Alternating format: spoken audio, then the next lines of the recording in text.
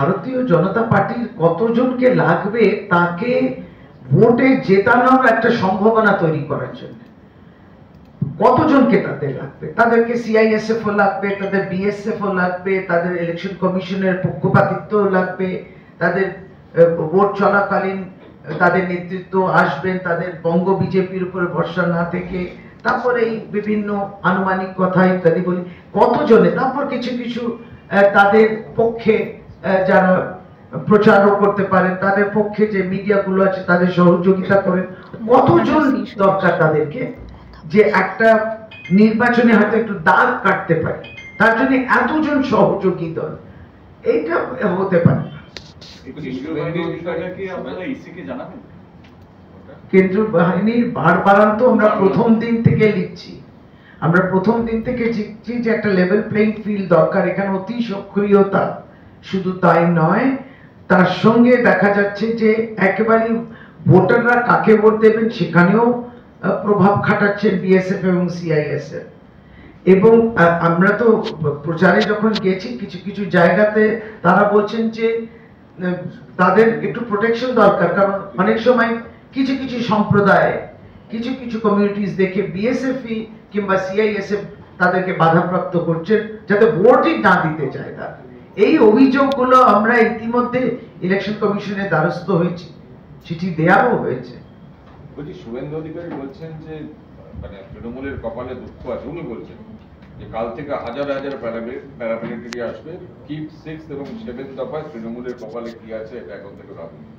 না, ঠিক বোঝা গেল না। আমরা তো প্যারামিলিটারি ফোর্স দেখেছি, এরা ব্যবহার করেছে 2021, 2019 পরপর নির্বাচনে গেছে এবং তার আউটকামও আমরা দেখেছি। তাহলে কি যে 18টা সিট উনি 2019-এ পেয়েছিল ভারতীয় জনতা পার্টি, তার ক্রেডিট, তার কৃতিত্ব কি শুভেন্দু অধিকারী এবং বিজেপি নেতারা দিচ্ছেন এই বিএসএফ এবং সিআইএসএফ কে? তাহলে তা না হলে পরে এই এত প্যারামিলিটারি ফোর্সেস কিসের জন্য?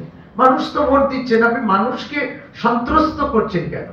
এই ভয় ভীতি তৈরি করছেন কেন? ঠিক বোঝা গেল না যে তাদের কোনো অসুবিধাই হচ্ছে না, তো সবাই তো ভোট দিচ্ছে। ক্যামেরা রয়েছে বুথের মধ্যে, ক্যামেরা রয়েছে বুথের বাইরে, প্যারামিলিটারি ফোর্সেসরা বাইরে রয়েছেন, সবাই ভোটের লাইনে বাইরে দাঁড়িয়েই তো যাবে, কেউ তার উড়ে ভিতরে চলে যাবে না, সবটাই তো মনিটরিং এর মধ্যে হচ্ছে। তাহলে কি আরো ফোর্স নামাবে? একটা যুক্তি থাকতে হবে তো। আর তারা হয়তো কেন্দ্র সরকার যতদিন আছেন তারা এখন তারা ওই প্রভাবটা খাটিয়ে এখন অনেক অনেক মিলিটারি আর্মি সকলকেই আনতে পারে। আপনি দেখলেন তো দক্ষিণ ভারতে এরকমই ভোটারকে কোনো একটা এমএলএ বিরক্ত করছিল, এমএলএও চড় মারছে তাকে, ভোটারও তাকে চড় মারছে। মানুষ তো প্রতিবাদ করতে শিখেছে, হতে পারে না। এখানে শুধু না, আরো অনেক জায়গায় হচ্ছে। এখানে তো আর বুলডোজার চলে না, না তাই দেখতে পাচ্ছি। শুভেন্দু আরো বলছেন যে সন্দেশখালীতে আগামীকাল থেকে নাকি আরো আন্দোলন হবে এবং এই যে নকল ভিডিও হচ্ছে সেই নকল ভিডিও তৈরি করা এবং রেখাপাত্র 1 লাখ ভোটে জিতবে। নকল ভিডিও যারা বলছেন তারাই বলছেন যখন নকল। আমরা তো যা আসছে সেটা ভিত্তিতে আমাদের বিভিন্ন অভিযোগগুলো আমরা দিচ্ছি এবং ন্যায় বিচার অপেক্ষায় রয়েছে। সন্দেশখালী মহিলারাও রয়েছেন এবং প্রতিদিন তারাও তো বলছেন যে কিভাবে তাদেরকে দিয়ে ভুল লেখানো হয়েছে, কিভাবে তারা জানতোই না তার মধ্যে ধর্ষণের অভিযোগটা ছিল। আমার বক্তব্য যে বিজেপি যদি বলে এটা নকল, তাহলে আসলটা দিন না। এত দিন আসলটাকে ধরে রেখেছেন কেন? আসল ভিডিওটাই দিন, তার মানে তারা জানে। এবার তাদের মন্ডল সভাপতি প্রতিদিন কিছু না কিছু বলছে, তার মন্ডল সভাপতি প্রত্যেক দিনই বলছে। আর টাকার বিষয়টা তো চলে আসছে, এবার 2000 টাকা কতজনকে দিয়েছে এই সব উঠে আসছে। বিজেপি এই বিষয় নিয়ে একেবারে ব্যাকফুট। তারা কি করেছিলেন? তারা বলেছিলেন এখানে গণধর্ষণ হচ্ছে, গণধর্ষণের কাহিনী। আমরা একেবারেও তৃণমূল কংগ্রেস ওখানে ভূমি সংক্রান্ত যে বিষয়ে অভিযোগগুলো কিংবা 100 দিনের কাজের টাকা নিয়ে যে অভিযোগগুলো সাধারণভাবে কমপ্লেন করছে সেটাকে একবারও ডিফেন্ড করছি না। আমরা কোনো মানুষ যারা অ্যারেস্টেড আছেন তাদেরকেও ডিফেন্ড করছি না।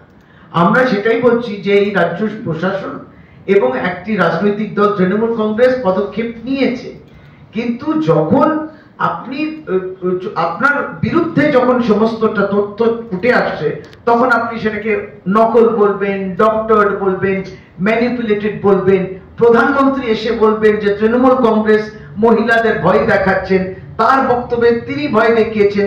এমন একজন প্রার্থী, হিংস্র প্রার্থী তৈরি করেছেন, সেও বুঝে গেছে বিজেপিতে থাকতে গেলে আমায় হিংসার পথে হাঁটতে হবে। এটা তো অহিংসাতে বিশ্বাস করে, এটা মহাত্মা গান্ধী পথে হাঁটেন, সেও হিংসা আরম্ভ করেছে, তার নেতৃত্বে চলছে হিংসা। এটা হয় কি করে? এটা প্রার্থীর বিরুদ্ধেও তো আমাদের কমপ্লেন করা উচিত। তিনি একজন ঘোষিত প্রার্থী, তিনি নিজে হিংসায় নেমেছেন। মানে দিলীপ বাবুদের দেখে, তারপর ওই ধনঞ্জয় ঘোষকে দেখে, শুভেন্দু বাবুর বক্তব্যগুলো, জ্বালাময়ী বক্তব্যগুলো শুনে সব প্রেরণা পেয়েছে। এগুলো সবটাই কিন্তু যারা ক্যান্ডিডেটস করতে পারে না, এবং তার বিরুদ্ধেও ইলেকশন কমিশন পদক্ষেপ নেবে না। এবং সন্দেশখালীতে মহিলারা প্রতিবাদ করছেন, তাদেরকে দিয়ে ভুল কাগজে সই করানো হয়েছে। তারা জানে জমি নিয়ে অভিযোগ আছে, সই করেছে, তার মধ্যে খালি জায়গাতে লিখে দিয়েছে আমার উপরে ধর্ষণ হয়েছে। এটা অভাবনীয়।